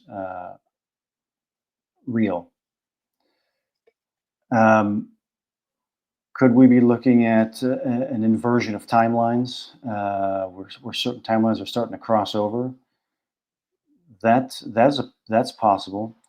Um, I am of the opinion that 9/11 may have been a timeline breach, or we may have crossed into a different timeline due to the 9/11 event. I don't know if that's true or not.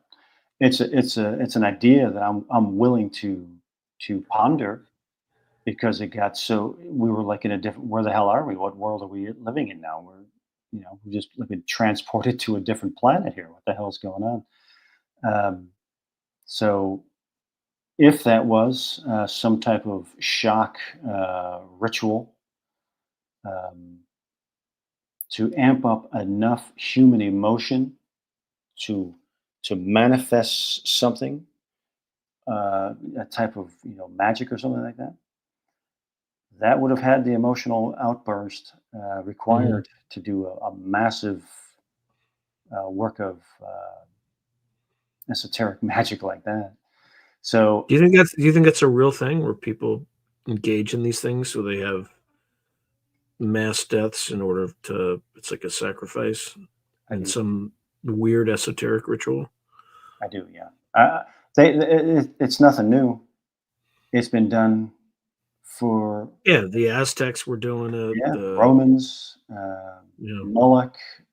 Moloch was the god of human sacrifice. You sacrifice your children to Moloch, and Moloch is still we've around. already since Roe v. Wade, we've already sacrificed 63 million In children my to Moloch. opinion, it's child sacrifice.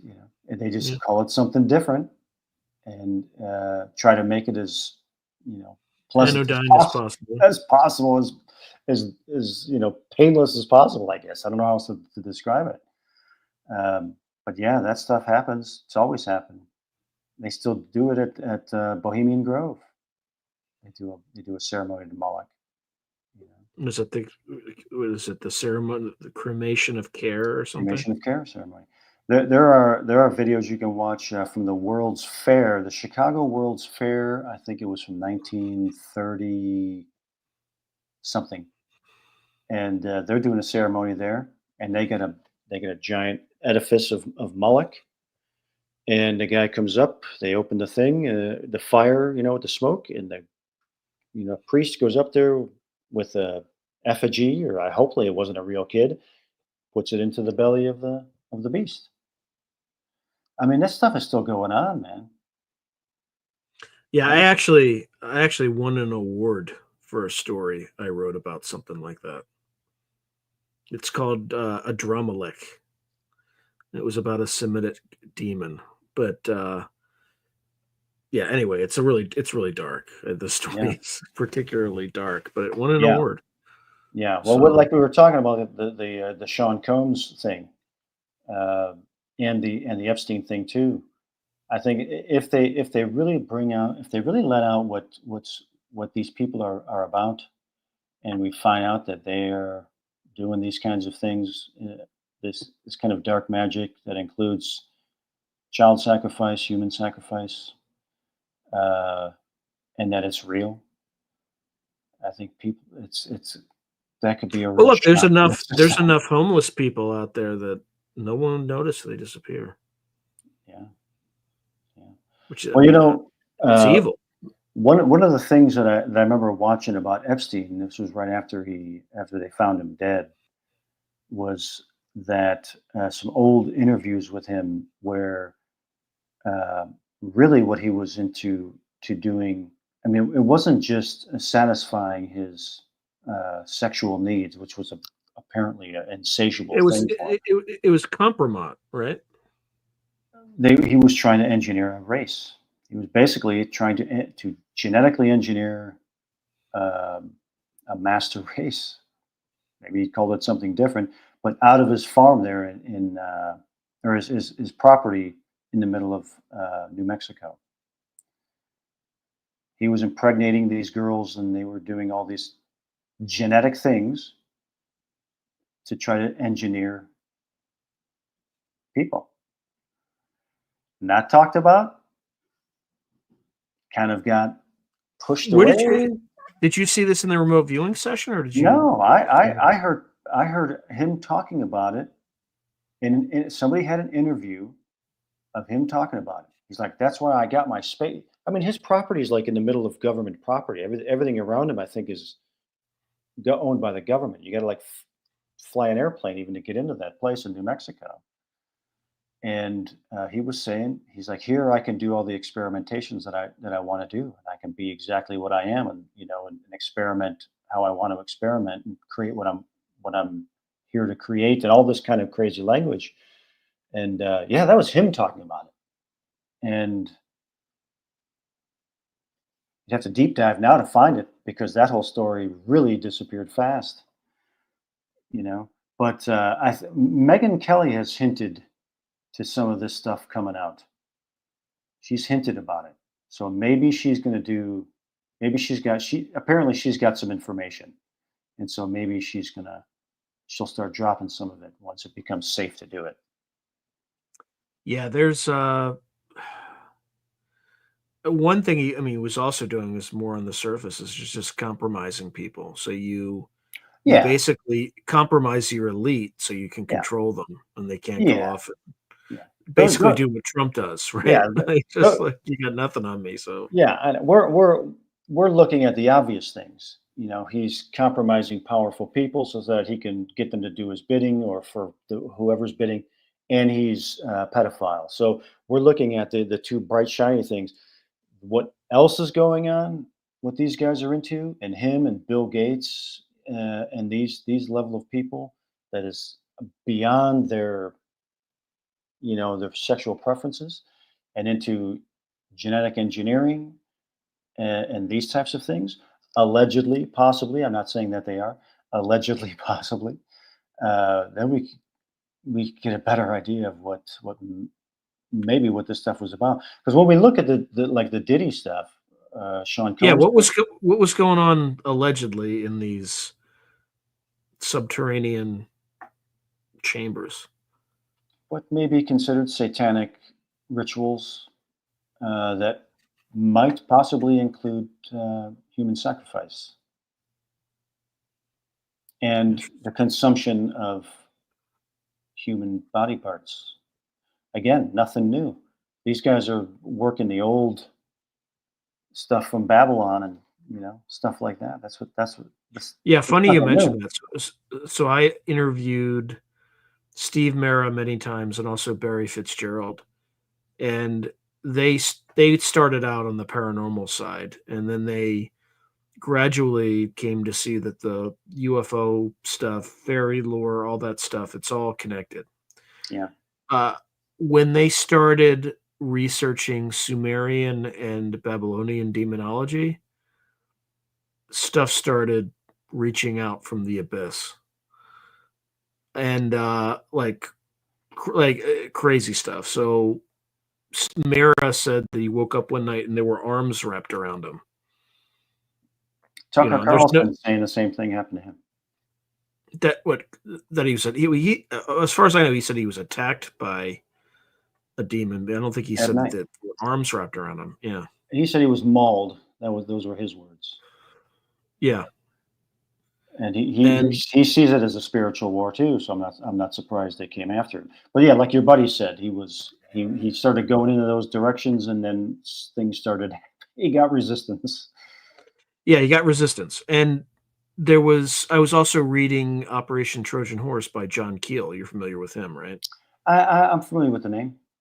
The same thing started happening to him when he started going in that direction, when he started investigating demonology and that sort of thing. I'm not saying it's demons. I'm just saying that there's some knowledge, some ancient knowledge that's tied to Babylonian and Sumerian ceremonies and rituals Yeah, that probably points some truth to.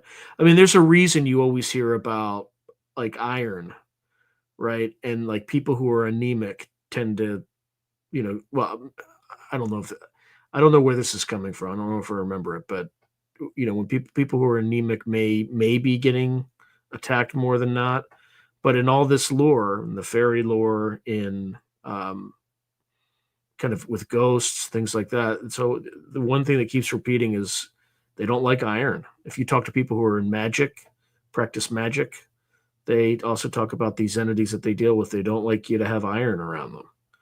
So anyway, there's common elements, but they've been atomized because of specialization. People assume UFOs are different than demonology. They assume it's different than the Fae or whatever, and it might all be some sort of ultra-terrestrial presence that's on the planet. I don't know. I don't pretend to know. It could all be different too. I have no idea. But same here, man. Yeah, same here. I'll explore the ideas, but I'd never say anything was absolutely true or anything like because I don't know.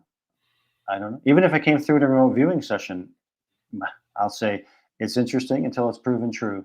That's all I got to be honest about it. now, you see anything? Did you do any remote viewing of Asia in 2025? Not that I can remember. No. Okay, let me just see if there's anything else. I'm like rapidly racing through all these comments.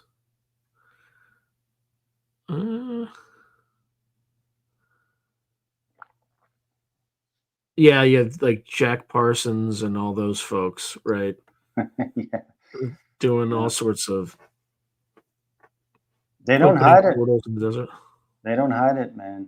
You look at some of these rituals that some of these celebrities have been involved in. They're they're even if they're faking it, they're drinking blood, they're eating human body parts, and it's like, why would you do that? Why would you do that? It's not entertainment. You're doing it for a reason. The people that are involved in it are serious people. They're not. It's not a frat party. Mm-hmm. And these people don't have the mental capacity to really judge what the implications of what they're doing. They're not geniuses. What it appears to me, it is attached to power. If you want power, you gotta do something. You can't be passive. I saw one video. It was like a B-list actress who went to one of these parties, and somebody captured on her phone. She ran out of there screaming. They're saying they're eating people. They're eating humans. There's a dead body in there. They're eating people. She was like screaming hysterically out of her mind. And if she was acting, then she should be an A-list actress because that was some pretty damn good acting. Well, after doing that, she ain't gonna be a Oh B-list no, either. she might get an Anne Hesh or someone disappear, But they don't hide it, man. They don't hide it. Yeah, they're getting. I mean, they have been bold, but I think things have changed in the last few days. It's going to be an interesting. 2025 has always been set to be an interesting year. The Deagle report. You familiar with the Deagle report? Yeah, and I'm also it also coincides with Lynn Buchanan's remote viewing. Have you done any remote viewing related to the Deagle report? No, I don't think we did. Actually, can you explain it for people who have no idea what you're talking about? It's a report. It's a report. Apparently, it was commissioned like a think tank. Yeah, he was. By It was by like Colonel Deagle or something. Yeah. Like he was. I mean, he's no longer living, but he was associated with the Rockefeller Foundation, Council on Foreign Relations, and he used to put out this report that had, every 5 years would have project population numbers. And it was all kinds of stuff on there. There were things on like full inventories of military equipment, and just there was a ton of data on there, and part of that data was population numbers per country and predicted population numbers for 2025, specifically 2025. So and Western Europe and the United States take a huge hit, like 75%. Well, Maybe not that much, but close. 70 to United States, 75% yeah, decline. yeah, Yeah. 2/3 United States. Ireland, I think, was the worst. It was like 71 or 75%. Yeah, and in other countries, you had very little. India, very little. China, very little. They still had Some declines, though. They still had decline, declines. but not like a 2/3 like they were showing for United I States, wouldn't be surprised if it was England. an experimental cocktail that many of us received at some point, and just the long term effects of that. Let's hope it's just that. Let's hope it's just his wishful thinking. You know, probably guy was probably a eugenicist, and he's like, "Man, it'd be great. I gotta the Georgia Guidestone, Lynn Georgia Buchanan Guidestone." did a remote viewing where he saw that outcome too, right?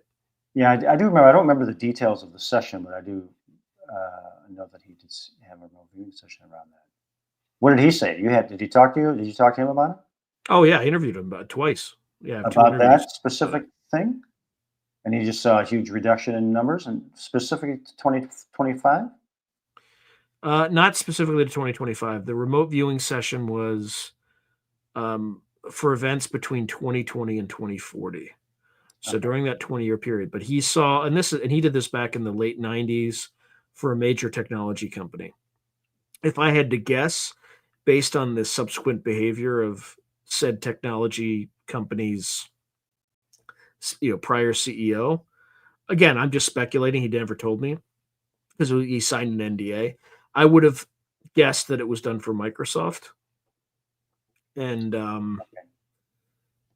basically he saw about three-quarters of the population disappear. When I asked specifically about nuclear weapons, he said no, definitely not that. But he did reference weather weapons, earthquake weapons, the Russians having earthquake weapons, the US having weather weapons. While he didn't say so on camera, he did mention that there was a lot of civil unrest, like social chaos. Yeah. He also, and this is like again in the 90s, he saw like nobody in schools. He saw people on screens, so he saw all the COVID stuff happen long before it actually happened. And he says coming out of it, it gets a lot better, but it also becomes much more decentralized. Like people roundly reject central authority, and it's not violent rejection. It's just you guys have failed so badly that we're just not going to do that. We're not going to, you can go ahead and make us do that, but there's just not enough people anymore. You need us more than we need you, sort of thing. Right. Right. Yeah. Well, we'll see. We'll see what happens. You know. He also saw We'll a be living device through it. in like every household that was very similar to those satchels that you see, like a block. The satchels that you see with like in ancient Sumerian Yeah. tablets and So stuff they're like holding that. it. Looks like a purse. Yeah. So either saw that or saw something that was about that size that powered every household. It was like their energy source. Wow. So Wow. Probably made by Elon Musk.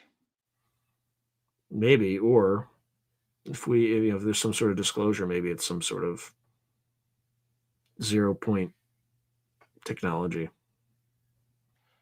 Yeah. Anyway, wow, we're actually over. I didn't even realize we're about 3 minutes over. So any final questions that or not questions, any final comments you'd like to make to the audience? I'm pro-human. I'm pro AI and I'm pro-human, and I think we could, if we can stay focused, we could uh, we could really create something. We can really create a renaissance and avoid a catastrophic depopulation and do something really pro-human. That's what I'm hoping for. That is what I'm hoping for.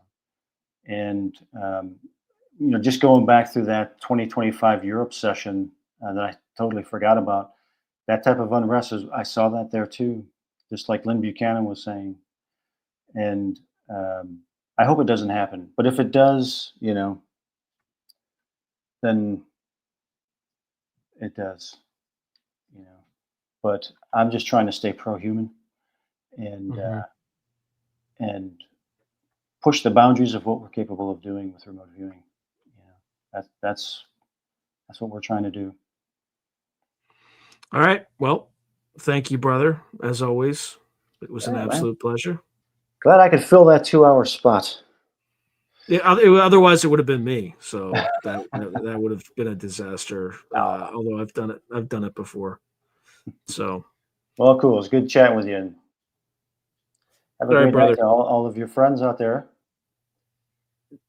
and we'll talk soon. We'll talk Obviously. soon. Yeah. Thanks a lot, man.